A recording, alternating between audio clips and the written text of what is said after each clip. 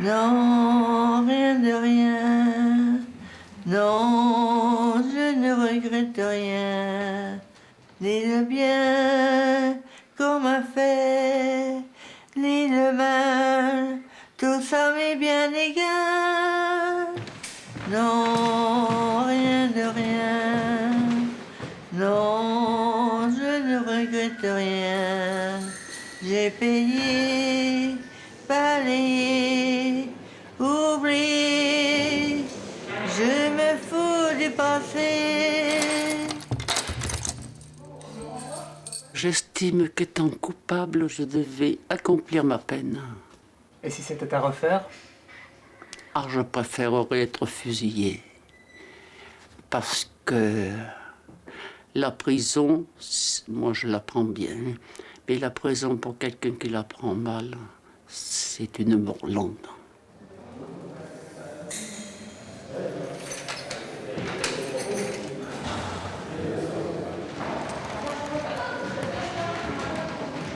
Alors, qu'est-ce qu'il y a de beau, là, aujourd'hui? Ben, là-bas, la sortie de la gare, là-bas. Oui, mais il n'y a rien. Il y a du monde, quand même. Pourquoi vous aimez regarder la gare? Comme ça, pour voir les gens de loin. Vous vous connaissez depuis longtemps? Oui, depuis longtemps, Janine, hein? Oh, oui, alors. Depuis combien de temps? Oh, D'après vous? 20 ans. 20 ans. 20 ans, oui. Oui. On a fait un bout de chemin ensemble et on se parle souvent, toutes les deux, hein? Oui. Mais vous êtes fatiguée. Ah oui, je suis fatiguée. Ah oui, très fatiguée, oui, c'est vrai. Allez. Ninou est condamnée à perpétuité. Elle vit entre les murs de la prison depuis 1978. De plus en plus de condamnés vieillissent en détention. Aujourd'hui, 1600 personnes de plus de 60 ans attendent la fin de leur peine ou de leur vie, derrière les barreaux. Val-de-Reuil, prison perdue dans la campagne normande. C'est le plus grand centre de détention d'Europe. À l'intérieur, 700 hommes. Ceux qui passent de longues années ici ont tous commis des crimes ou des délits graves. Bébert est un ancien condamné à mort. Sa peine a été commuée en longue durée. Comme les autres détenus, Bébert garde une clé de sa cellule. Il se déplace à sa guise à l'intérieur de la prison, de 7h du matin à 7h30 du soir. Pour garder la forme, malgré son âge, il s'astreint à 1 heure de musculation quotidienne. Vous avez quel âge? Ça fait 72 ans. Ça fait combien de temps que vous êtes en prison? Je suis en prison depuis 71. 30 années de prison, plus de 10 000 jours entre 4 murs. Vous faites ça pour occuper le temps? Oui. Et c'est même un besoin. Pour sortir de la cellule et pour garder la forme.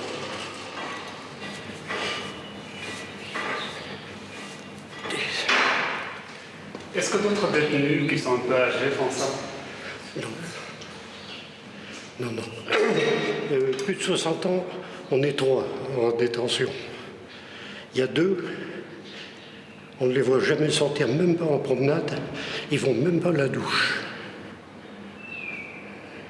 Ils se lavent en cellule. Ici, on ne court pas. On n'est pas pressé. Derrière les barreaux, le temps s'écoule lentement. En prison, les montres n'ont pas besoin de trotteuses. Quand on arrive des grosses peines comme ça, on compte les mois. Moi, je me base sur les envois de la pension. Tous les 14 du mois, je reçois une pension. Et c'est ça que, dans les fois, on dit, oh là là, on ne voit pas les jours passer. Bébert est à la retraite. Il n'a plus le droit de travailler. Pour lui, toutes les journées sont pareilles. Ancien militaire, ancien d'Indochine, discipliné, il entretient ses 9 mètres carrés en attendant que ses copains reviennent des ateliers. 17h, fin de la journée de travail. Messieurs, bonjour. Par sa droiture, Bébert a acquis la confiance de ses amis. Vous avez vu les anciens? Ils conservent les clés, ils conservent tout. C'est le taulier. C'est ça que Ça va? Vous avez bien fait une bonne séance? Ouais. Bon, ben messieurs, je vais me changer. Hein. Maintenant, c'est le meilleur moment de la journée qui commence. Alors ça s'appelle un lapin chasseur. Hein. Tous les soirs, vous faites la popote comme ça? À peu près. Et vous jamais? Les anciens, non. Pour la simple raison que les anciens, on les respecte, donc on s'en occupe. Et des gens comme Weber qui ont 70 ans, ils ne vont pas faire la cuisine. Il faut laisser ça aux jeunes. Allez, Weber. Allez, là. Vas-y, l'ancien.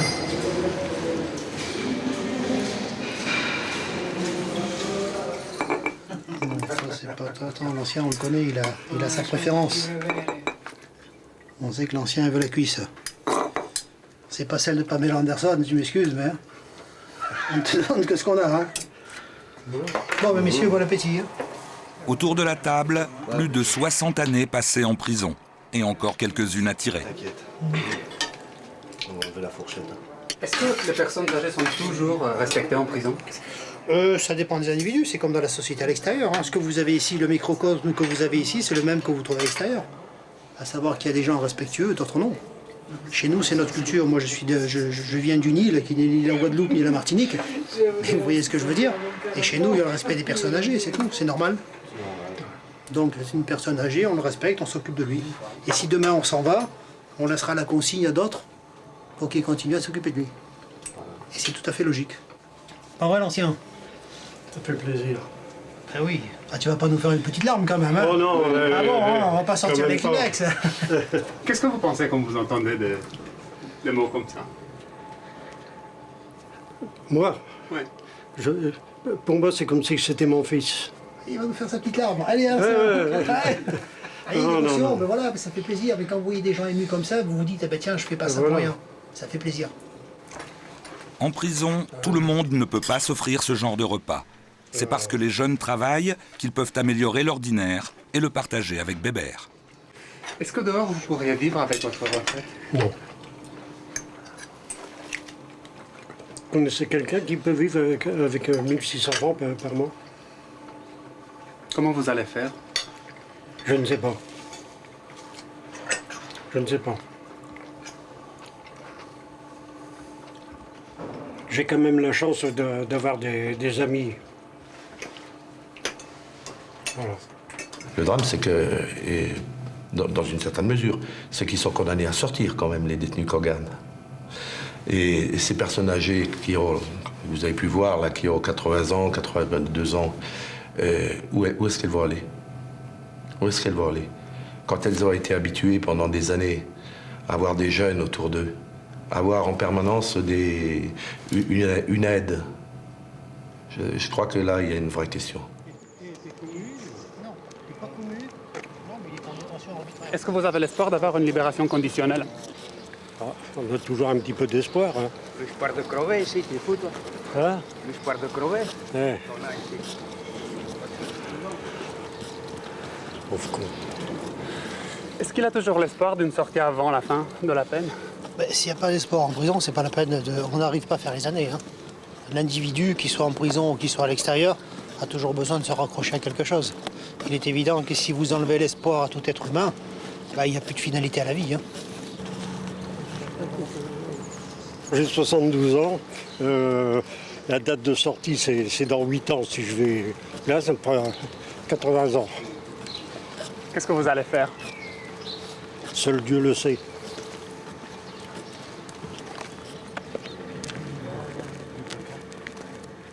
Bébert est encore en bonne santé. Ce n'est pas le cas de tous les détenus âgés. Joseph fait partie de ceux qui sortent rarement de leur cellule. Atteint d'une forme de la maladie de Parkinson, il vit depuis 5 ans dans un fauteuil roulant. Ses rares sorties sont consacrées aux soins médicaux. De temps en temps, comme ici, un codétenu l'aide à se dégourdir les jambes sur l'escalier de sa section.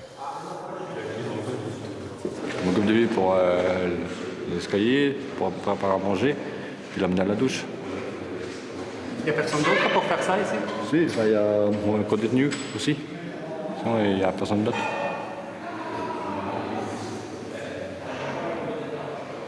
Joseph a besoin d'aide pour les gestes de la vie quotidienne.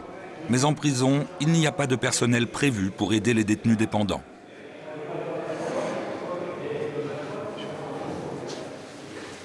Joseph purge une peine de 10 ans de prison. Il doit rester en prison combien de temps encore, normalement? Normalement, sur papier, il est libérable en 2006. 2006, 2 février 2006. Vous avez quel âge? 73 ans. En 9 mai. Qu'est-ce qui vous manque le plus ici? La liberté, bien sûr. C'est quoi la liberté pour vous? La liberté pour moi, c'est d'être...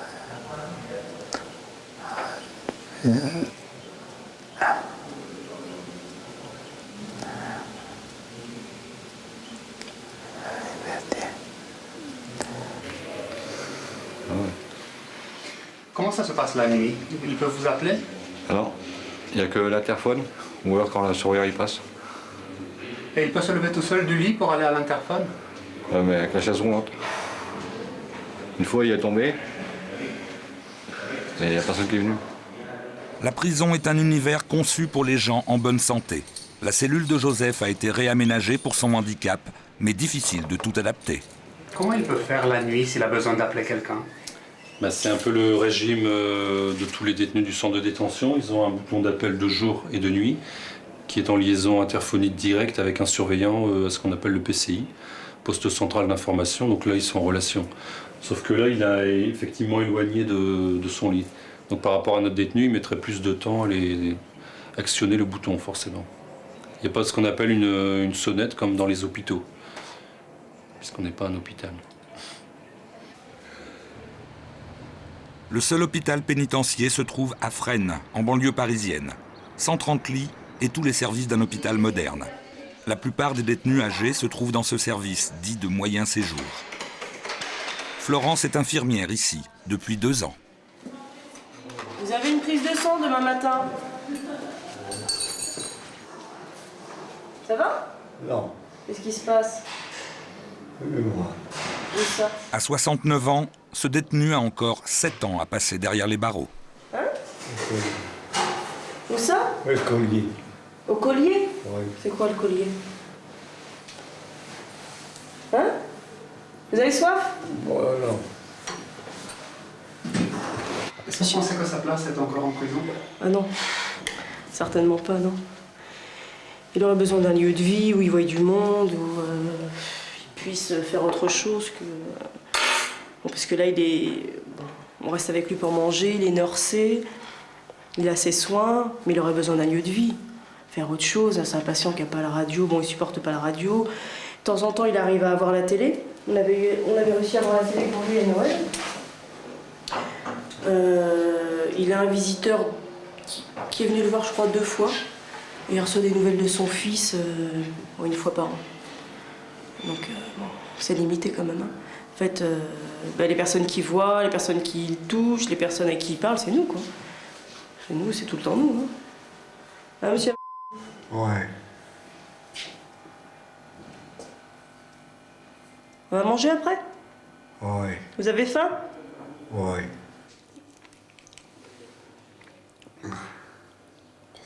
C'est des patients qui sont très très fragiles. Très fragiles. Physiquement, vous voulez dire? Psychologiquement aussi. Physiquement, bon, c'est des patients, donc tout patient est un individu fragile, et il est malade. Mais psychologiquement, c'est des patients qui sont très fragiles. Comment vous voyez son avenir? J'espère qu'on va réussir à le maintenir en santé le plus longtemps possible. Et puis de faire en sorte d'être là, de l'accompagner, de jouer notre rôle de soignant jusqu'au bout, quoi. On reste un petit peu assis, d'accord? Allez, à tout à l'heure.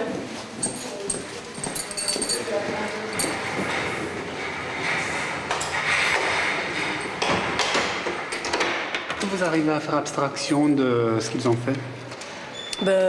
Personnellement, je suis venue travailler ici parce que c'est un hôpital. un hôpital pénitentiaire, mais un hôpital avant tout. Et on ne peut pas prendre en compte le délit, il faut le savoir, parce que sinon on ne peut pas travailler correctement, je crois. Au moins la nature du délit, mais c'est tout. Après le reste, on vient soigner un être humain malade. C'est tout. Il n'y a pas que les condamnés aux longues peines qui vieillissent en prison. Il y a aussi ceux qui y rentrent à un âge avancé. Roger a 75 ans. Il est détenu depuis 1 an et demi. Je serais en Espagne ou en Allemagne, je serais dehors parce qu'on ne retient pas les gens de plus de 70 ans. Alors ça, pour ça, la France a encore des progrès à faire dans la communauté européenne. Plusieurs pays européens ont en effet établi un âge limite pour la détention. Moi, ce que j'observe, c'est qu'il n'y a pas de limite d'âge pour commettre des crimes et des délits. Alors, ce serait embêtant d'un côté de ne pas avoir de limite d'âge pour les crimes et les délits et d'avoir une limite d'âge pour les sanctions. Depuis 10 ans, le nombre de personnes âgées en prison a plus que triplé. Cette augmentation est aussi due aux affaires de pédophilie. Depuis ces dernières années, toutes les statistiques le prononcent, sont très claires là-dessus. Nous avons de plus en plus de personnes, notamment pour des affaires de mœurs, notamment, qui sont incarcérées, qui sont condamnées puis incarcérées à un âge assez avancé. Ça, c'est clair et c'est quelque chose. Comme il y a une augmentation de ces infractions, en fait, peut-être parce que les victimes disent plus les choses qu'il y a quelques années, nous avons bien sûr cette augmentation.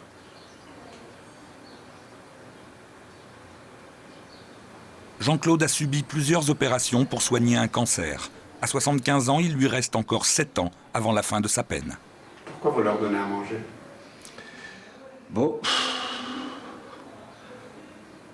c'est une distraction comme une autre. Et puis non seulement ça, mais j'aime les bêtes. J'ai toujours aimé les bêtes. Et ça fait une compagnie.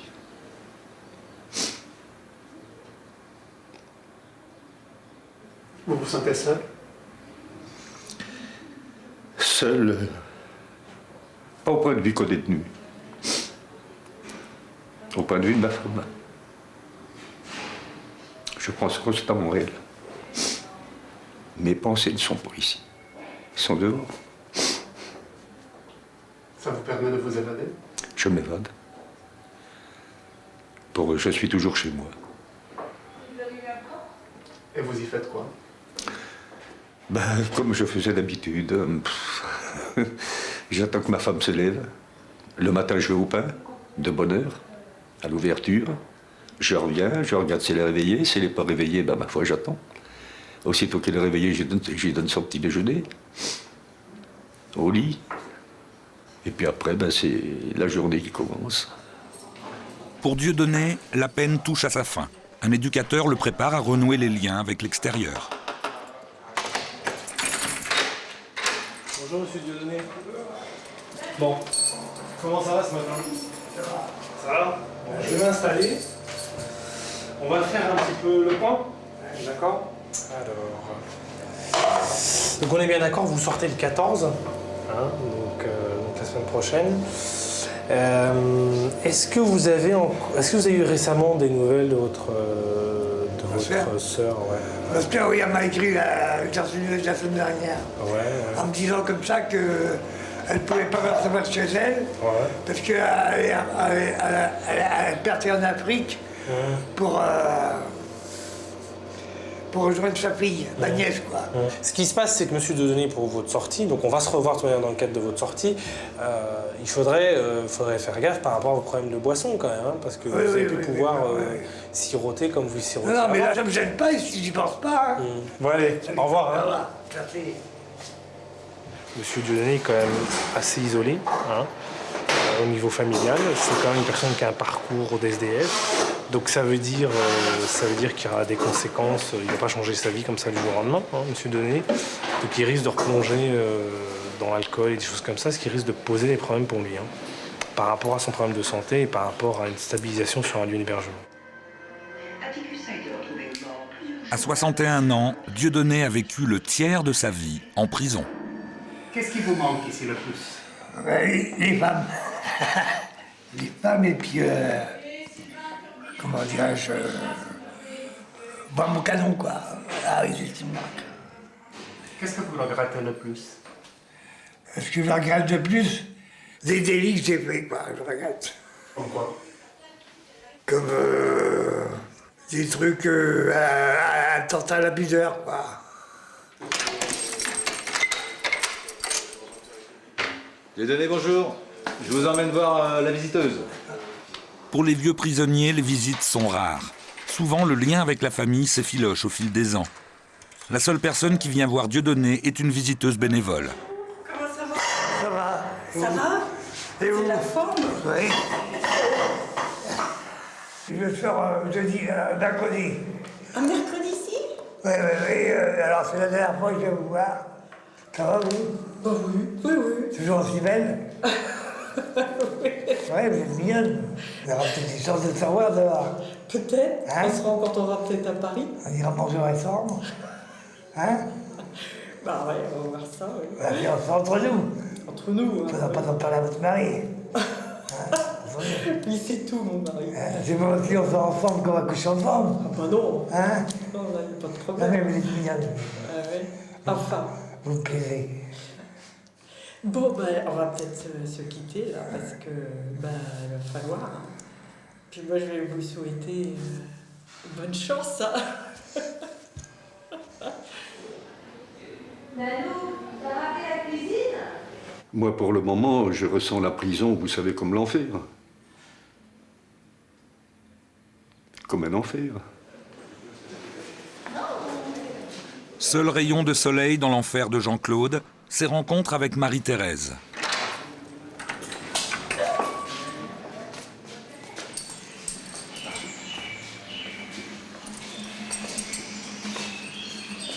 Et voilà. Musicothérapeute et aromathérapeute, Marie-Thérèse a construit un univers artificiel avec son et odeur pour aider les détenus à ne pas oublier le monde extérieur. Ça fait longtemps que vous n'aviez pas entendu les oiseaux? Ah oui. Ah, ça fait du bien. Alors regardez ce que je vous donne. Oh, c'est gentil. C'est gentil, je vous remercie. Voilà, et bien vous pouvez les toucher, les sentir. On dirait du velours. On dirait du velours. Ça me rappelle les pensées de la maison. C'est vrai. Le gazon coupé. Oui, il y est. Oui, c'est un peu l'odeur du pré. Gazon coupé, là. Voilà. Vous voulez ça? Oui. Merci. Avec les personnes âgées, il y a quand même beaucoup d'enfermement. Bon, il y a l'enfermement de la prison, mais il y a l'enfermement de la maladie ici. Il y a l'enfermement des sens, comme si tout était bloqué, comme si ils n'avaient plus le droit de vivre, c'est fini, quoi. Et ils sont proches de la mort, ils sont morts. Moi, souvent, je dis, il n'y a plus aucun désir. Je voyais Serge complètement dans son lit, toujours comme ça, figé, les mains fermées.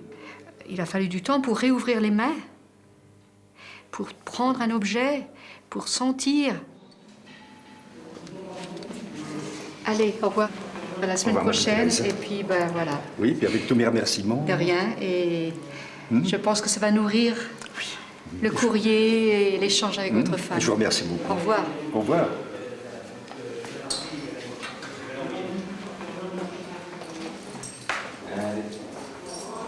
Moi, chère petite femme chérie, cette petite lettre pour te dire que je reviens de chez la musicothérapeute. C'est une nouvelle thérapie pour les détenus qui n'ont pas le moral. Tu sais, ma chérie, je sais que l'on peut faire tout ce que l'on veut. Le moral, je ne l'aurai jamais, car c'est en moi.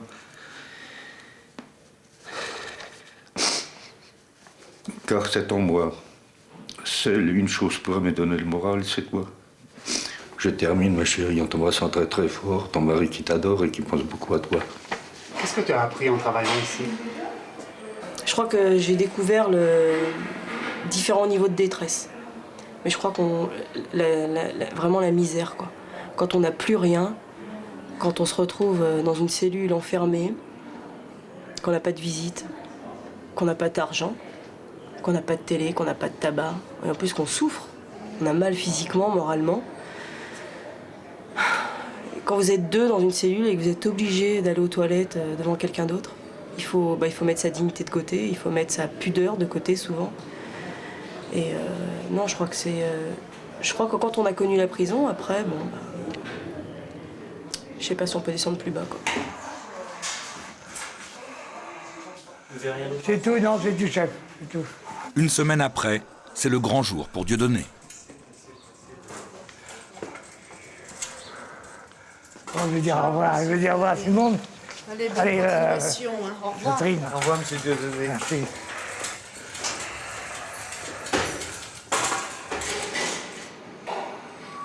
Vous fatiguez vite? Là, Toutes les 3 heures, Dieudonné a besoin d'une bouteille d'oxygène. Il ne peut pas sortir sur ses jambes. Ses premiers moments de liberté, il va les vivre en ambulance, direction l'hôpital du Havre. Combien de fois vous êtes sorti comme ça? oh, une cinquantaine de fois. Vous pensez que vous allez y retourner? Ah non, fini. Non. Ah, j'ai 61 ans, non, c'est terminé. Ça suffit. Et qu'est-ce qui est difficile quand on sort, quand on est libre? Mais le plus difficile, c'est de pouvoir rester dehors. Que j'arrive à tenir le coup, quoi, dehors, quoi. Que je me laisse pas influencer par certains. Il n'y a pas que des hommes qui vieillissent en prison. Il y a aussi des femmes. Elles sont peu nombreuses, seulement 4% de la population carcérale. Rennes est le plus important centre de détention. 210 condamnés, dont 10 à perpétuité pour crimes de sang. Bonjour. Comment allez-vous ce matin? Ce matin, j'ai mon repas à midi et coiffeur à 9h. Coiffeur à 9h, Oui, bien. n'oublie pas. Non, je ne vais pas oublier. Ne vous inquiétez pas, je vais le noter. Oui.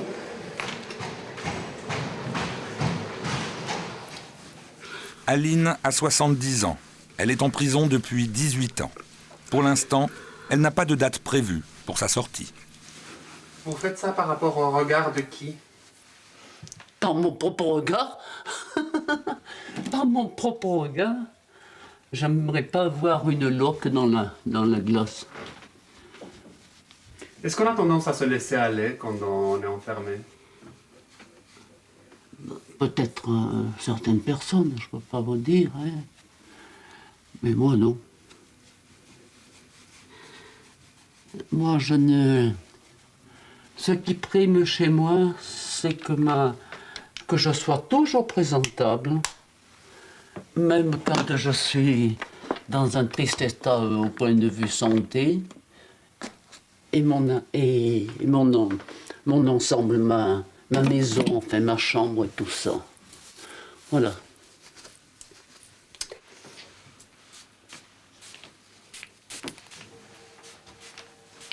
Voilà mon péché mignon. Mon deuxième péché mignon. Les parfums. J'en ai.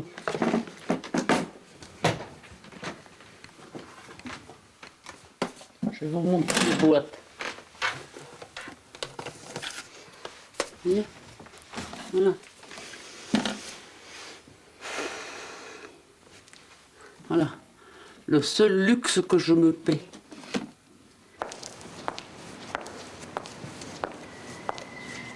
Si une femme s'ennuie, c'est qu'elle est bête. Parce que on a toujours à faire, même pour se pomponner, s'occuper de soi-même et tout, vous avez toujours à faire.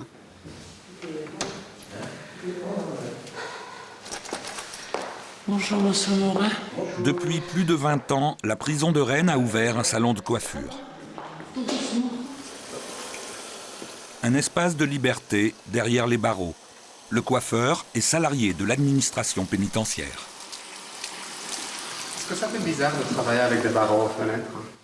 On s'y habitue avec le temps, effectivement. Au début, c'est assez surprenant, puisque ça fait quand même un manque d'espace. Mais on s'y habitue, De toute façon, ici, il y a des barreaux partout. Hein.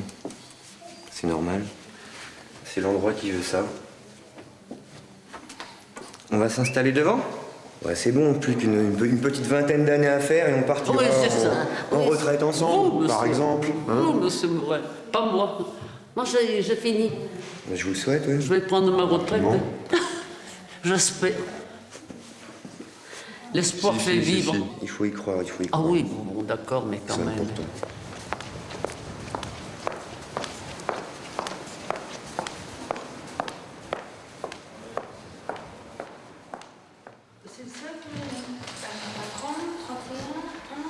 Ça fait longtemps que vous êtes ici, en prison? 24 ans. Ninou est la détenue en France qui a passé le plus de temps derrière les verrous. Condamnée à perpétuité, elle ne sort presque jamais de sa cellule. Elisabeth, une codétenue, est sa seule amie. Vous avez encore de la famille? Non, non, j'ai plus personne. J'ai ma soeur, mais elle vient pas souvent me voir. Elle est 3 ans plus vieille que moi. Hein. Vous avez quel âge? Je me rappelle plus. Oh, ouais, 60. T'avais l'âge de Simone, nous. Oui. 68 ans, 9 ans. 69 ans. 69 ans. Est-ce que vous savez quelle date on est? On est le mois de mars. Je me rappelle C'était ma plus. fête. C'était ma fête il y a 2 jours. Attends, c'est le mois de mars, mais quelle date? Le 16, moi, c'est ma fête. On est le 16? Non, le 16, c'était ma fête. On est le 22, non? Non, 17, 18, je crois. Ça m'étonne, c'est en 18. Ouais, il me semble qu'on On est le 20. Ah, d'accord. Alors, c'est 20. Vous ne comptez plus en jours le temps? Moi, je compte plus. Non, moi non plus. Moi, j'ai un calendrier, il est à n'importe quelle date. Ah, j'aime mieux pas le savoir, les dates, moi. Ouais, moi aussi. Pourquoi?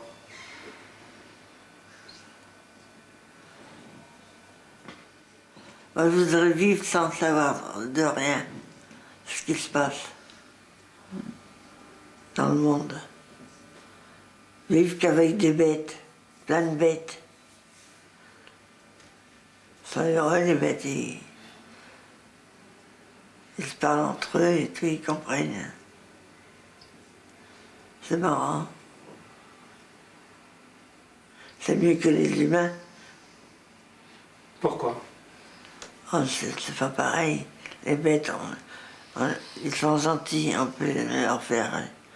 On peut leur dire ce qu'on veut, ils comprennent. Tandis que les humains, on peut leur parler, ils comprennent rien. Ils sont un peu indifférents. Je me suis coupé les veines 2 fois. Ici, je me suis coupé 2 fois ici. Pourquoi? Parce que je voulais mourir.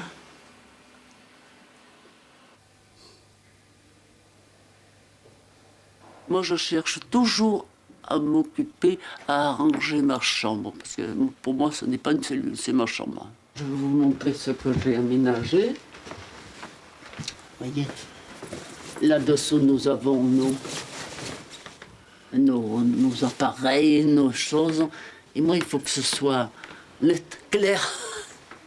Ensuite, oui, j'ai tout un attirail, si vous voulez, de machins, de médicaments, parce que là, j'ai pour mon diabète. Là, j'ai un tout petit tiroir avec tous mes médicaments et tout.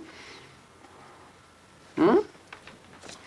Vous avez des petites armoires qui sont de chaque côté où vous pouvez mettre vos choses, vous voyez.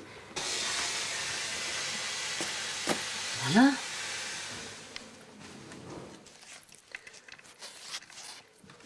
Est-ce que vous vous sentez chez vous ici? Ah, dans ma chambre? Provisoirement. Provisoirement. Mais je n'ai qu'une idée sortie. Je n'ai qu'une idée. Provisoirement. Je suis obligé d'assumer ma peine. Alors, je suis chez moi en attendant. Vous savez, ça va vous faire sourire. Je l'ai dit à plusieurs personnes. Je suis dans une gare, j'attends un train. Le train va passer, je vais le prendre. Voilà. Moi, je ne sors pas en perme. Je ne veux pas sortir en perme. Pourquoi? Parce que je me sens pas bien. J'ai peur. Vous avez peur de quoi? Ben, des gens, des... Donc votre sortie vous fait peur? Le fait d'être libéré? Un tout petit peu. Des fois, oui, c'est trop tard. C'est trop tard. Il faut permettre aux gens de vivre dehors. Et de vivre dehors comme les autres. Pour celles qui le méritent. Et si on les met dehors pour en faire des vieillards qui seront incapables de se prendre en charge, oui, c'est trop tard. L'administration pénitentiaire et la justice auront manqué à leur mission de favoriser la réinsertion sociale des condamnés si, pour celles et ceux qui le méritent, on les met dehors trop tard. Et les caméras n'existent plus, tu fais une croix. Allez, tu penses à moi. Quand je danse avec le grand frisé, il a une façon de m'enlacer. J'en perds la tête, je suis comme une bête. Y a pas, je sais sa chose à lui. J'ai dans le cœur quand c'est mon chéri. Oh, si je l'aime mon grand brisé. Y a pas, il faut le pognon applique quand il s'agit de s'occuper. Aujourd'hui, il y a en France 60 femmes et 1550 hommes de plus de 60 ans derrière les barreaux. Je vois lorsque j'étais toute gosse. Chaque jour, ils tuent le temps. Le seul crime qui ne soit pas puni. Et c'est tout ce qui reste à présent. Quoi, c'est mon homme. Quand je danse avec le grand frisé, il a une façon de m'enlacer. J'en perds la tête. Je suis comme une bête. Y a pas de c'est sa chose à lui. C'est dans le sang quoi, c'est mon chéri. Oh, si je l'aime mon grand fruit.